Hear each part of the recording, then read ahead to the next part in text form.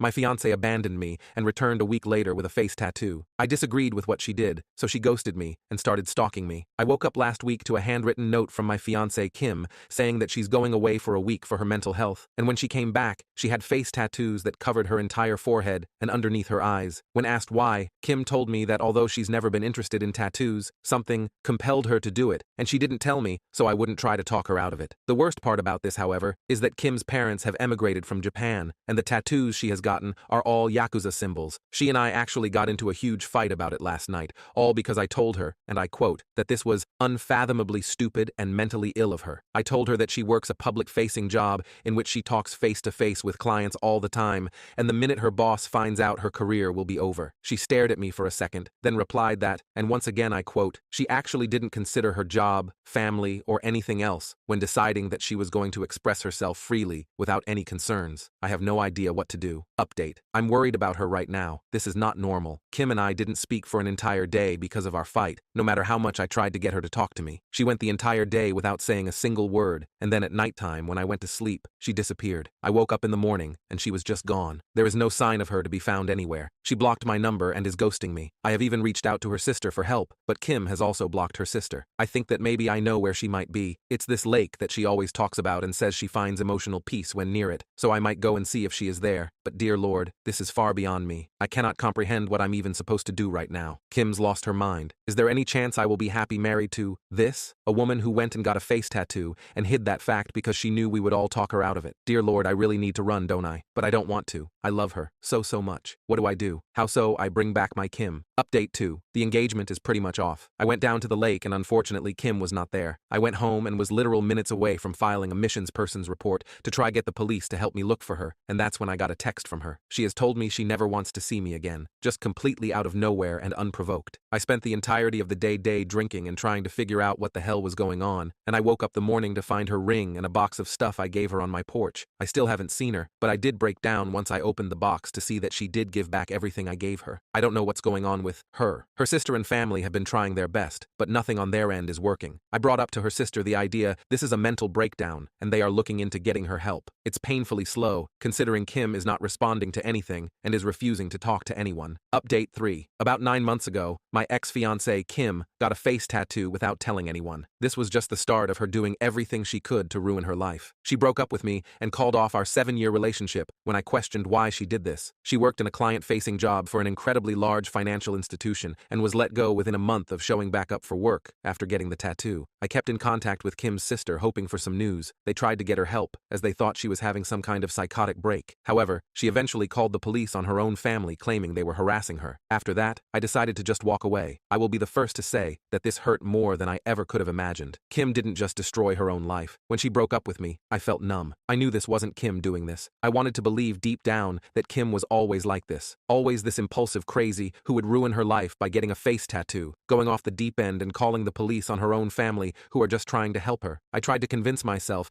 that I had not lost a wonderful woman who I had spent 7 years of my life with. However, the person who made these choices was not Kim. The woman who told me over the phone she hated my guts for not supporting her and her choices in life, that was not Kim. The woman who wrote she hated me and only ever stayed with me out of pity, that was not the woman I asked to marry. That was not Kim. That was someone who I came to find out was having a mental breakdown that resulted in months of bad decisions that will affect the rest of her life. Kim was a beautiful and kind-hearted soul that calmed me down after a long day, whose touch was peaceful. She brought so much light into my life, and to see something consume her to such a point is so painful. The day I walked away and told her sister I could not deal with it anymore was the worst day of my life. It hit me like a train. The numbness and denial of what I lost hit me all at once. I almost quit my own job and moved back home to my parents. I can only thank my boss for being so understanding that she let me take 4 weeks off to deal with what happened. She and the rest of my team went far beyond what should ever be expected of co-workers and management that it makes me realize how close I was to leaving a job I actually enjoy. I never moved on from Kim, but I came to accept what had happened. I thought I was okay until 2 weeks ago. I got a call from Kim. She had blocked my number and done everything she could to remove me from her life. My mind just blanked when I saw it was her calling. I picked up, and it was actually her. We didn't talk. I did not know what to say to her. We decided she would come over to my place, and we talked. The tattoo is still there, but she's covering it up now with makeup. She says when she has the funds she's going to look into getting it removed if possible. She had lost a lot of weight since I last saw her. She looks not in good condition whatsoever. She's not been able to find a new job. She'll probably need to move to a new city for that. She wasn't the Kim I had fallen fallen in love with. She was like a shell of her. Something just wasn't there anymore that used to be. Kim told me what had happened. The year leading up to the tattoo was awful for her. The stress of everything seemed to pile up more and more. I'll respect her and keep much of what she told me secret. However, the thing that is important is that she secretly started doing Adderall to keep her performance up at work and to deal with everything. And one day, she just out of nowhere decided she hated everything about her life. She explained why at the time she wanted the tattoo. It doesn't really make much sense, but a lot of what she was thinking at the time didn't. And from there, she just lost control of everything. I won't talk about what happened after she disappeared, but it is not pretty. There are things she did that will follow her for the rest of her life. It explained a lot, but it did not make things any better. We talked for nearly the entire night. She didn't leave my place till almost 4 a.m. Since then, she said that she wants to try and get back together with me. She admitted she knows things cannot be the same, yet she wants to try. I haven't talked to anyone about what I'm about to say yet. I've held off on talking to Kim about it because it feels selfish. But there's something about the way Kim acts, about the way it affected my life that irks me. When we talked that night, she said that I was lucky she cut me off. I was lucky I didn't get put through any of this. I was lucky that my crazy ex wasn't at my door screaming or showing up to my work and causing a scene. She acts like my life wasn't affected at all. I told her what happened after she left, how much it hurt, how I almost quit my job and moves across the country. Her response was dismissive, like because I didn't go through with that I don't get to complain. She acted like because I was not the one with the tattoo on her face, I don't get to act like it had long-lasting effects on me. She didn't even apologize for the explicit and hateful note she left with my things when she returned them, or for the phone call where she called me a manipulative, selfish asshole who only wanted her for her body, or even just for breaking up with me. She knows she was wrong to do it, but it's almost as if she's acting like, because she had a breakdown, I can't hold her accountable for what she did to me because it wasn't long-lasting. I texted her last night, saying how hard it was for me when she left. She ignored it entirely and tried to move on. No acknowledgement at all. I don't know why, but it hurt me. It hurt me so much. I feel like I did back when all those emotions finally hit me after she left. I wish she had just never come back into my life now. I wish I didn't know what happened. I wish I hadn't picked up the call, because it hurts. But a part of me feels like I'm being selfish or complaining too much, that I don't get to feel this way, because I'm not the one who had the mental breakdown. Update 4. I learned yesterday that my ex, Kim, passed away after taking too high of a dose of blow this last Sunday. I'm still processing the news, I guess. We broke up 2 years ago after Kim got a face tattoo out of nowhere. Kim reappeared in my life about a year ago after breaking up with me and essentially becoming a ghost. She wanted to get back together with me, and I stupidly considered it and let her get the foot in the door. She claimed she was clean, but she wasn't. It was obvious she was still using something, and my guess is she was still using blow. After I finally declined to get back together with her, she slashed my tires after causing a scene at my office. Luckily, she's been out of my life for 6-ish months now, after some cop put the fear of God in her after she broke the restraining order. I've not heard much about Kim since then, thankfully. Last I heard, she was wanted on a warrant and was hiding low across state lines. Yesterday, though, Kim's sister called me to let me know she was found passed away Sunday morning. She wanted me to hear it from her instead of through the grapevine. I appreciate it. Despite everything, Kim's family have been nothing but kind to me. Kim's parents are quietly cremating her,